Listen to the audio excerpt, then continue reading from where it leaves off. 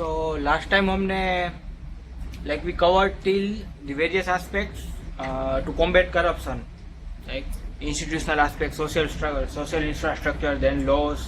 So ये सारे aspects हमने cover किए थे. Now moving on to ये this all we covered. Ethical issues in IR and funding.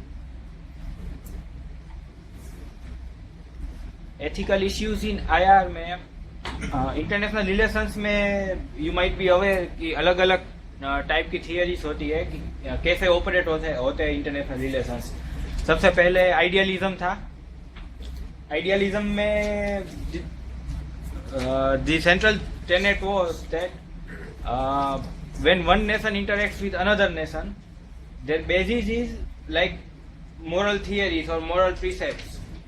So for example, that was found in 14-point principle.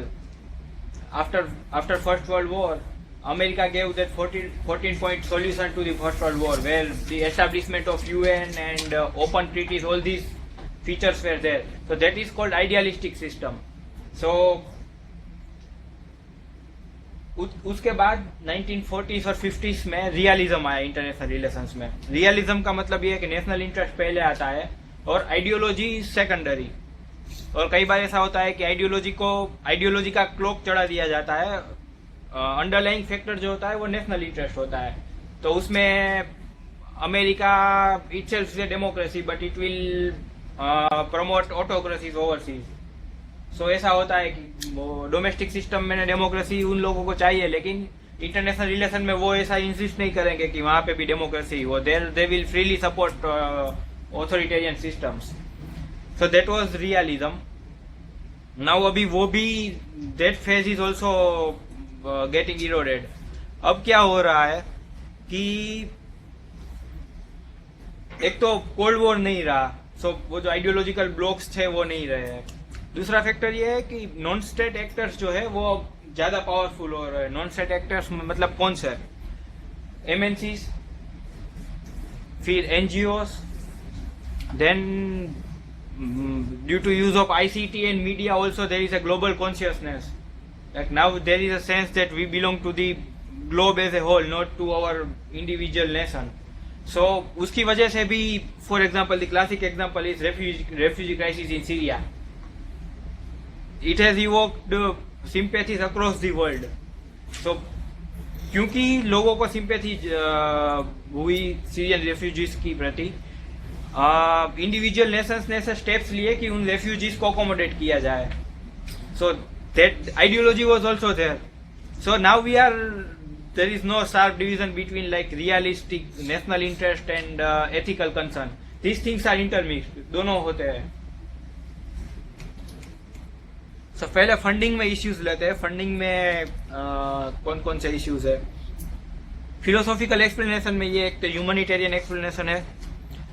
Humanitarian explanation means rich countries जो होते हैं वो पुअर कंट्रीज को funding देते हैं for the social projects and all that. UN की funding जो होती है, डेवलप सॉफ्ट लैंडिंग जो होती है, वो सब this are the part of humanitarian concern. Second is historical burden. So कई बार ऐसा होता है कि जो पास्ट कॉलोनियल कंट्रीज थे, UK, US, वो सब उन लोगों की वजह से जो कॉलोनीज का डिप्राइवेशन हुआ, इकोनॉमिक डिप्राइवेशन, सो उसे कंपेंसेट करने के लिए they also give grants and loans and all that. So for example Britain is still giving us some million pounds every year. The amount is very little, but the significance is that they उन लोगों ने वो historical responsibility ली है अपने ऊपर कि नहीं, हम लोगों की वजह से इन लोग यहाँ पे कॉलोनीज में इश्यूज हुए हैं.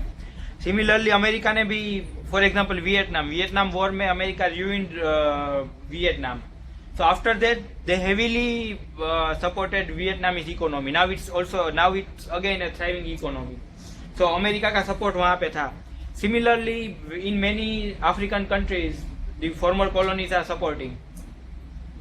So, for example, ये फ्रेंच इंटरवेंशन था माली में, जहाँ पे वो टेरर अपराइजिंग थी और देन फ्रेंच गवर्नमेंट इंटरवीन. तो वो it was a former French colony.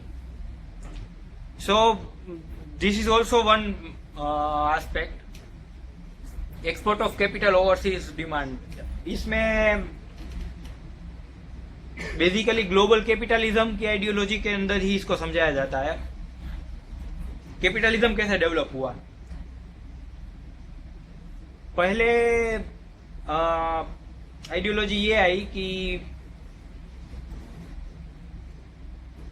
Products will be developed in one nation, metropolis, UK, USA, Germany, whatever, वहां पे प्रोडक्ट डेवलप होती है. Then it is exported. तो वो जो गरीब नेशंस होते हैं वहां पे एक्सपोर्ट किया जाता है and they will be further economically deprived. वहां से रॉ मटेरियल लिया जाता है, वहां पे प्रोडक्ट्स एक्सपोर्ट की जाती है. That was first phase. फिर क्या हुआ? सोशलिज्म और मार्क्सिस्ट आइडियोलॉजी फोर फ्रंट में आई. तो फिर उन लोगों को क्या करना पड़ा, जैसे कीनेशियन इकोनॉमिक्स, उसमें क्या करना पड़ा कि डोमेस्टिक डिमांड पे कैपिटलिज्म को सर्वाइव करना. See the basic Tenet is capitalism survives on demand. तो डिमांड कहाँ से जनरेट करनी है? तो पहले कॉलोनीज में थी, क्योंकि कॉलोनीज इन लोगों के गुलाम थी, तो colonies couldn't do anything. So that was not sufficient then, क्योंकि कॉलोनीज खत्म हो गई थी. Every part of the world was divided among former colonialist. फिर क्या हुआ कि डोमेस्टिक ही डिमांड जनरेट करो, ज्यादा वेजिस दो, डिस्पोजेबल इनकम बढ़ाओ सिटीजन्स की. तो उससे क्या होगा कि अब वो प्रोडक्ट्स जो है वो डिमांड डोमेस्टिकली जनरेट होगी. So that was the second phase, Keynesian economics and all that, welfare economics. फिर उसके बाद वाला स्टेज आया कि अब कॉलोनीज भी इंडिपेंडेंट हो गई. Now you can not go and directly conquer your colonies because that's no more possible. UN is there and global media is there and all this aspects are there. So अब कैसे करोगे? So now what they want is globalization. Globalization में कैसे होता है कि you export, America के पास सरप्लस कैपिटल है, so what they do is under globalization they will export their capital, their companies McD will be here and it will be creating global demand here.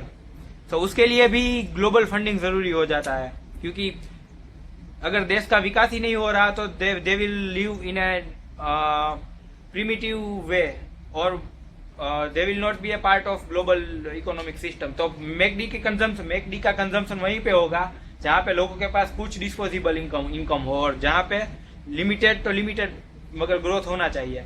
तो that is the another theory कि भाई एक poor rich country है, वो poor countries को क्यों donate करता है? क्योंकि उसकी कैपिटलिस्टिक सिस्टम के लिए वहां पे पुअर कंट्रीज में डिमांड जनरेट हो रही है. So that is another model of capitalism that explains international funding. दूसरा इंटरनेशनल फंडिंग में इश्यू ये है कि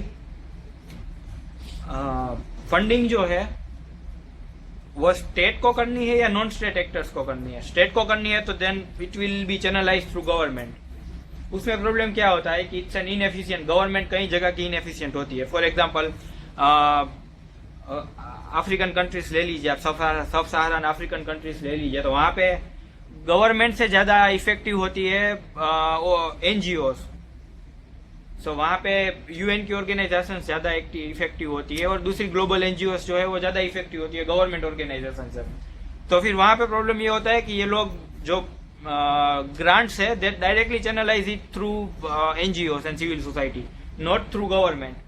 सो स्टेट एक्टर्स को फंडिंग देना है या नॉन स्टेट एक्टर्स को फंडिंग देना है, दोनों में इश्यूज है. अगर नॉन स्टेट एक्टर्स को फंडिंग दे दो तो फिर सॉवरेनिटी इरोड होगी, उन लोगों का पॉलिसी मेकिंग में से ज्यादा हो जाएगा और गवर्नमेंट ऑलरेडी वीक है.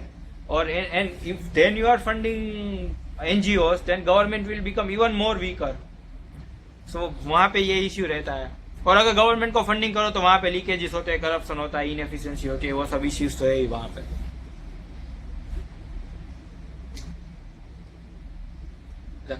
नाउ टाइप्स ऑफ एड, अलग अलग टाइप की एड होती है. एक military add which is the worst form of aid क्योंकि that directly contributes into battle.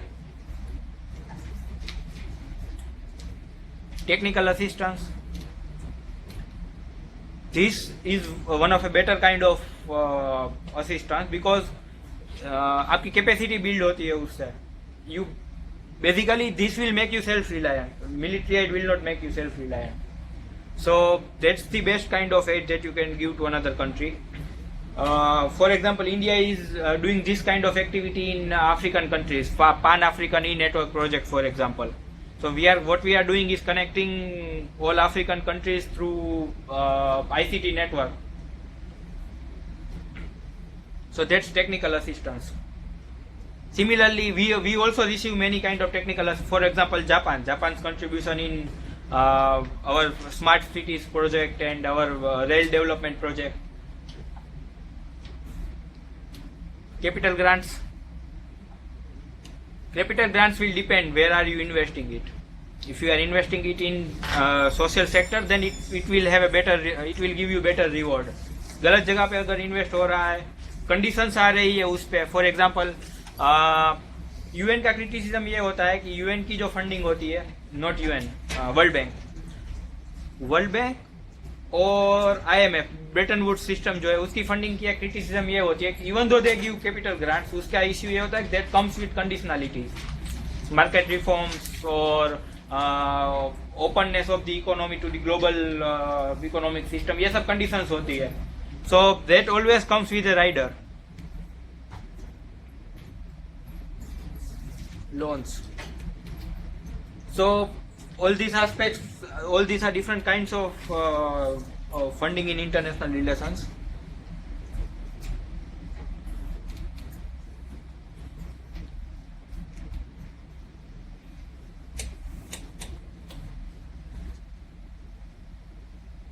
Another set of ethical concerns, this one we already discussed, कि national interest देखना है या एथिकल सिस्टम देखनी है. नाउ यहाँ पे हमारा स्टैंड ये होना चाहिए कि this things are not very different, this are the same things. National interest और वैल्यू सिस्टम के बीच में कंफ्लिक्ट तब आता है जब we are thinking in short term only. अगर if we think about long term consequences, then this things will inevitably collide. So ये अलग नहीं रखना है, दोनों एक ही है.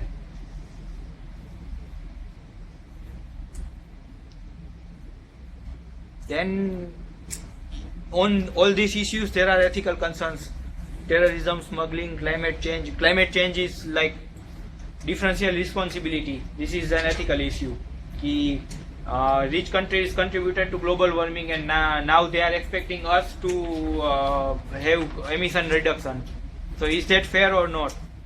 Then the other issue is like even within developing countries there are different layers. China सबसे ज़्यादा emit कर रहा है, इंडिया इज एमिटिंग लेस, और कई लीस्ट डेवलप कंट्रीज है वो और भी कम एमिट कर रहे हैं. तो अगर हम सब डेवलपिंग कंट्रीज को क्लब कर दे, even then it will not be fair, कि सबके ऊपर एक समान बर्डन नहीं आएगा.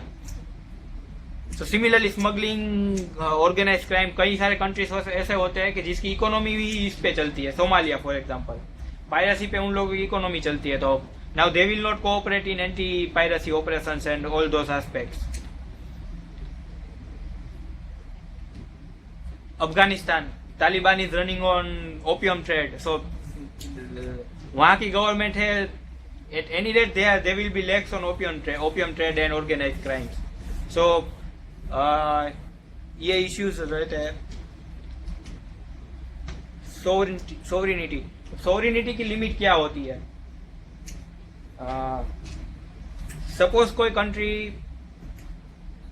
कंट्री में लार्ज स्केल वायोलेंस हो रहा है, like Nazi Germany for example. Nazi Germany में ज्यू का जिनोसाइड हो रहा था. सो इंटरनेशनल कम्युनिटी को क्या करना चाहिए? सपोज अगर हिटलर नहीं मानता, हिटलर को सब समझाते हैं कि ये this is against human rights, don't do it, he doesn't budge, then what will you do? What international community should do? Should international community respect the sovereignty of Germany, or shouldn't respect the sovereignty of Germany and give priority to human rights of the Jew and attack the country? So इन दोनों में problem रहती है कि sovereignty पहले आती है या human rights पहले आता है. सो एक यूएन का एक इनिशिएटिव है, रिस्पॉन्सिबिलिटी टू प्रोटेक्ट. सो उसमें फाउंडेशनल प्रिंसिपल क्या होता है कि okay, in nations have sovereignty but subject to human rights, and if those human rights are violated then they shouldn't expect sovereignty. International community can act unilaterally act on that nation. तो वो conditions कौन सी है जो sovereignty को limit करती है? One, crime against humanity, war crimes, so ऐसे genocide, so ऐसे जितने भी मास एट्रोसिटीज है that will be exempted from the concern of sovereignty. तो सोवरेनिटी वहां पे विथहोल्ड नहीं होगी. So we do not believe in absolute notion of sovereignty. It is subject to these concerns. Global commons, global commons कौन से होते हैं? Deep sea, outer space, Antarctic, all this aspects are global Commons. Why global commons? Because एक तो ये किसी की individual national territory में नहीं है. It's in none of the, वो उन लोगों के एक्सटेंडेड एक्सक्लूसिव इकोनॉमिक जोन में भी नहीं है और नेशनल टेरिटरी में भी नहीं है. Then this are sensitive mediums, useful for पूरी ह्यूमनिटी के लिए ये यूजफुल है. तो अगर वहां पे प्रॉब्लम आ रही है तो उसका रिपरकशन सबको सफर करने पड़ेंगे. Even if one country is drilling और doing something on Antarctic, then उसका जो रिपरकशन होगा वो पूरी ह्यूमनिटी को सफर करना पड़ेगा. So this is the nature of this global. Similarly outer space, अगर वहां पे कचरा पड़ा रहता है सैटेलाइट का, so it will create trouble for every new satellite and communication system. So global Commons की गवर्न करती ट्रीटीज होती है. फॉर एग्जांपल एंटार्क्टिक ट्रीटी है कि जहाँ पे ऐसे रेगुलेशंस है कि वहाँ पे सिर्फ साइंटिफिक रिसर्च ही करनी है. There will be no mineral exploration and other economic activities. Similarly there is treaty on deep sea, outer space के लिए भी ट्रीटी है. So global commons are govern by treaties, some one और the another kind. Here the question is internet global commons? Internet global commons में आता है या नहीं आता? क्योंकि इसमें भी सिमिलर क्राइटेरिया एप्लीकेबल है. किसी नेशनल सोवरेनिटी के अंदर इंटरनेट का जो पूरा नेटवर्क आता है, फिजिकल या सॉफ्टवेयर रिलेटेड एक्टिविटीज, किसी भी नेशनल सोवरेनिटी में नहीं आता. It's divided and distributed across all the world. अगर कोई इश्यू जनरेट होता है then repercussion will be felt by every nation.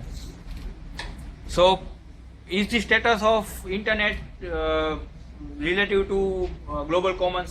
So there is one debate related to that.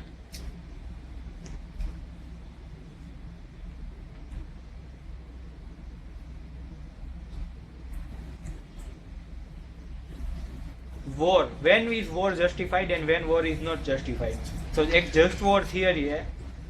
If these situations are given, only then war is justified. पहला aspect है defensive war होनी चाहिए. If someone is attacking you, then you should fight in self-defense. Second is uphold HR. Human rights को afford करने के लिए अगर war, for example अभी जो पुतिन कर रहा है सीरिया पे, so that's a sort of war and it is justified because वहां पे एट्रोसिटीज हो रही है.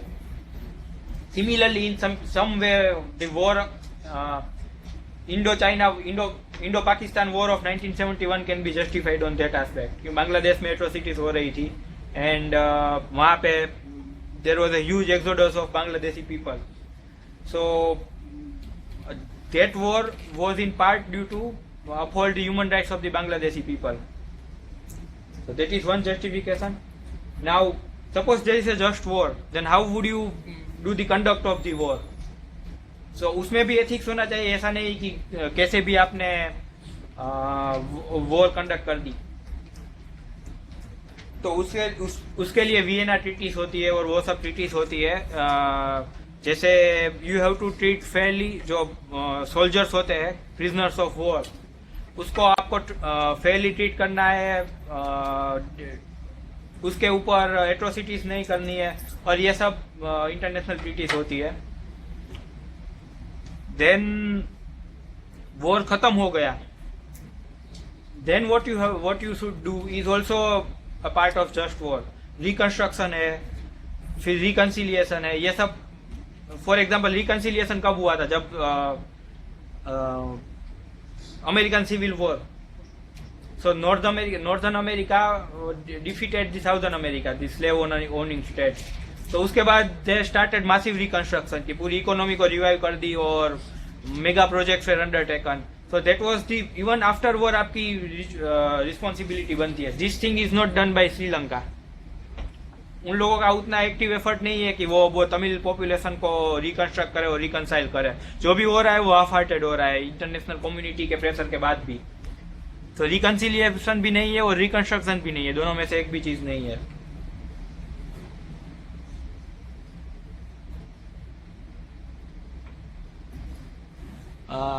यहाँ पे लास्ट टॉपिक है कॉर्पोरेट गवर्नेंस. कॉर्पोरेट गवर्नेंस में क्या आता है? एक तो स्टेक होल्डर की एक ब्रॉड डेफिनेशन होती है. Stake holder doesn't mean share holder only. Stake holder means your share holder, your employees, your customers, society at large, government. So पूरी इकोसिस्टम आ जाती है स्टेक होल्डर में. सो ऐसी वैल्यू सिस्टम और ऐसी इंस्टीट्यूशंस जो इन सभी स्टेक होल्डर को वैल्यू एड करे और सभी स्टेक होल्डर्स के लिए बेनिफिशियल हो, that is your corporate governance.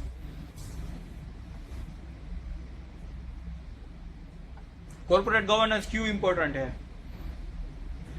ये सारे इश्यूज है, सत्यम, सहारा, रेनबैक्सी, फोक्सवैगन का भी जो लेटेस्ट इश्यू है, all this was the failure of corporate governance. क्योंकि they didn't think in long term, they didn't think about entirety of stake holders. उन लोगों ने सिर्फ प्रॉफिट देखा, एम्प्लॉइज देखे, कस्टमर्स देखे. They didn't see the society at large, they didn't see the government regulation. So उन लोगों का स्टेक होल्डर का जो अप्रोच था वो that was a narrow approach. So they indulged in the unethical conduct and the consequences are there for all to सी.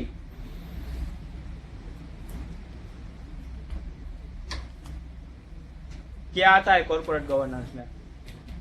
एक तो minimal criteria है कि सब लॉ ऑफ द लैंड जो है comply with all of this laws. But that is a minimal thing. ऐसा नहीं कि इतना कर दिया तो आपका काम खत्म हो गया. Accountability towards all stake holders, that we will see. For example minority share holder के प्रति अकाउंटेबिलिटी नहीं होती इन लोगों की. मेजोरिटी शेयर होल्डर जो कहते हैं उसी तरह से काम होता है. माइनॉरिटी शेयर होल्डर का उन लोगों के लिए कोई अकाउंटेबिलिटी नहीं होती. That shouldn't be there. सभी स्टेक होल्डर के प्रति अकाउंटेबल होना चाहिए. सिमिलरली फॉर एग्जाम्पल किसी एनवायरमेंट में ये लोग ऑपरेट कर रहे हैं एंड एनवायरमेंटल डिग्रेडेशन इन लोगों की वजह से हो रहा है. इंडस्ट्रियल वेस्ट, इंडस्ट्रियल डिस्चार्ज जो है वो सपोज वाटर में सीधा जा रहा है. So that's not accountability towards society. आप वहां पे लोकल एनवायरमेंट को ही आप रियूइन कर रहे हो.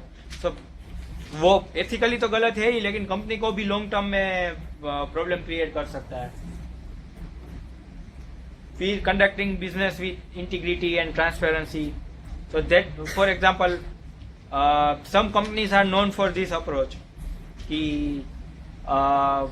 इंटीग्रिटी होती है, ट्रांसपेरेंसी होती है. Some companies are not known for this. Satyam and all that, they suffered due to it. Transparency नहीं रखी. The good names are in this aspect is Tata for example. So the essence of corporate governance is you are playing with the ecosystem, not the individual aspects of the company. Then corporate culture. Corporate culture आपका कैसा है? Like woman harassment, anti-woman harassment cell है या नहीं वहाँ पे? So that's an aspect of corporate governance and corporate culture. आप competition कैसी प्रमोट करते हो? हेल्दी कंपटीशन है या नहीं? पॉलिटिक्स चल रहा है या नहीं चल रहा है कंपनी में? So all this aspects are part of corporate culture.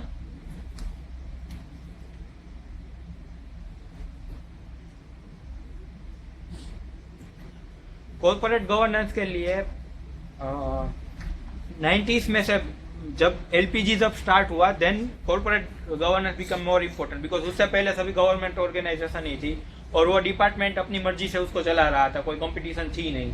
Now there is a huge private sector involvement, so the corporate governance become more important. So उसकी सबसे पहले स्टार्ट की थी सेबी ने. तो सेबी ने गाइडलाइंस और रूल्स डिजाइन किए कॉर्पोरेट गवर्नेंस के लिए.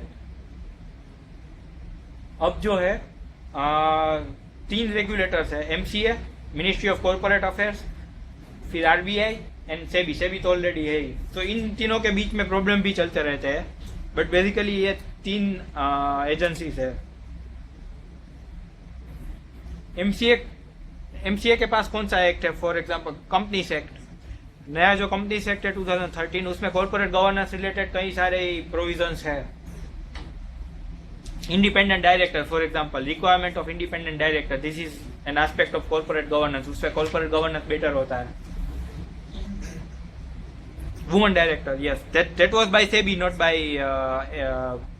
MCA, so that's also a part of corporate governance.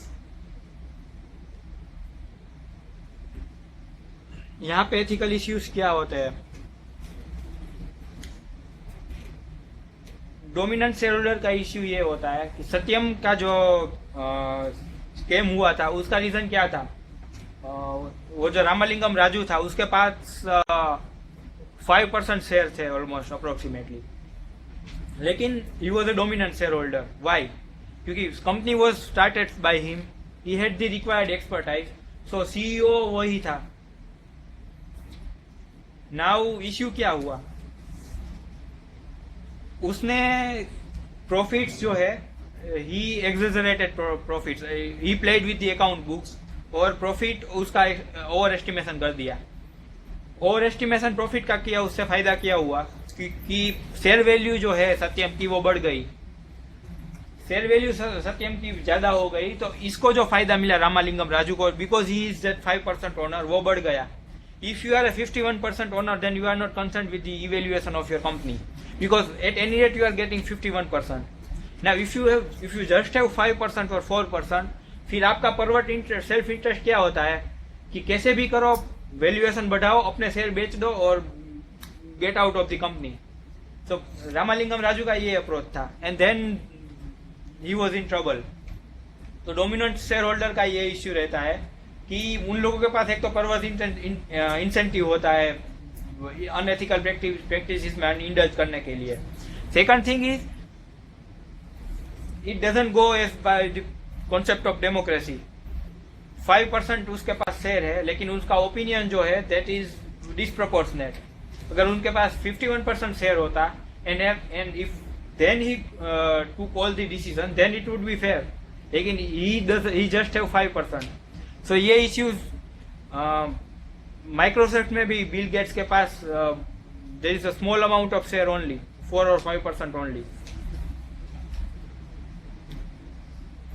So dominant share holder का इश्यू रहता है। फिर माइनॉरिटी प्रमोटर्स का इश्यू रहता है। माइनॉरिटी प्रमोटर्स में क्या होता है कि जिसके पास 51% या 60% शेयर होते हैं, they do not think about the interest of 10% or 20% share holder. For example Coal India में जो इश्यू था, उसका minority share holder, there is a British company who is a minority share holder in Coal India. अब यहाँ पे conflict क्या होता है? गवर्नमेंट की प्रायोरिटी क्या है? सोशल वेलफेयर, तो उनकी पॉलिसी डिजाइन भी वैसे ही होगी, उनका प्रोक्योरमेंट स्ट्रक्चर और सब वैसे ही होगा, कंपनी उसी प्रिंसिपल पे चलेगी। तो कई बार ऐसा होता है कि अगर उन लोगों को प्रॉफिट ना हो या फिर उसको लॉस हो, फिर भी वो गवर्नमेंट वो डिसीजन लेगा, क्योंकि they have to keep the economy running. Now this is against the interest of that private sector British company, क्योंकि उनको तो सिर्फ प्रॉफिट ही चाहिए। So there was the conflict between profit and the social interest. So ऐसे issues होते हैं। फिर फैमिली ओन जो इश्यूज फॉर्म्स होते हैं, उसमें ये इश्यूज होते हैं। फैमिली ओन मतलब फॉर एग्जांपल अंबानी के पास मल्टीपल कंपनीज होगी, वो एक कंपनी में उसके पास 51% शेयर होल्डिंग है फॉर एग्जांपल, और उसकी दूसरी कंपनी है जिसमें भी वो लोग डोमिनेंट शेयर होल्डर है। नाउ क्या होगा कि कंपनी 1 कंपनी 2 को फायदा करेगी, उसमें फायदा अंबानी का है। Why? Because in both companies they have 51% share holding, right? But जो माइनॉरिटी शेयर होल्डर है वो दोनों में कॉमन नहीं होंगे। अगर company 1 is doing some loss and making some profits for company 2, the minority shareholders of the company 1 will get loss. उन लोगों का इंटरेस्ट विथहोल्ड नहीं होगा उसमें, क्योंकि कंपनी 2 में उन लोगों का कोई स्टेक नहीं है। तो you are getting the logic. Family firms में ये इश्यूज होता है, they have a hierarchy of companies एक पूरी चेन होती है, और एक कंपनी दूसरी कंपनी को फायदा करती है, दूसरी कंपनी तीसरी कंपनी को फायदा करती है, और अगर सपोज मेरे पास एक ही कंपनी के शेयर है, then I will be in trouble. So that is the issues with minority promoters. Another issue is shareholding should be diversified. Diversified का मतलब क्या है कि ऐसा ना हो कि 80% शेयर जो है वो एक ही बंदे के पास है. That's not diversification. एम्पिरिकली देखा ऐसा गया है कि शेयर होल्डिंग जितना ही डाइवर्सिफाइड हो उतना ही कॉर्पोरेट गवर्नेंस अच्छा है. सो सेबी का इसीलिए नॉर्म होता है कि 25% एटलीस्ट जो है वो पब्लिक शेयर होल्डिंग होना चाहिए. इंडिपेंडेंट डायरेक्टर का इश्यू, इंडिपेंडेंट डायरेक्टर्स जो है they are like professional directors. ऐसा नहीं है कि उसके पास मैक्सिमम शेयर है इसलिए वो डायरेक्टर बने हैं. They are appointed because they have the technical competence. So उसका इश्यू ये होता है कि they are not accountable to the board of governance and they are not accountable to the share holders at large. And अगर independent directors को नहीं रखते हैं हम, then there is an issue of competence. Family member जिसके पास share होता है वही डायरेक्टर बन जाते हैं. अभी जिसके पास शेयर है ऐसा नेसेसरी नहीं है कि उसके पास रिक्वायर्ड कॉम्पिटेंस भी हो कंपनी चलाने के लिए. सो ये इश्यूज उसमें रहते हैं.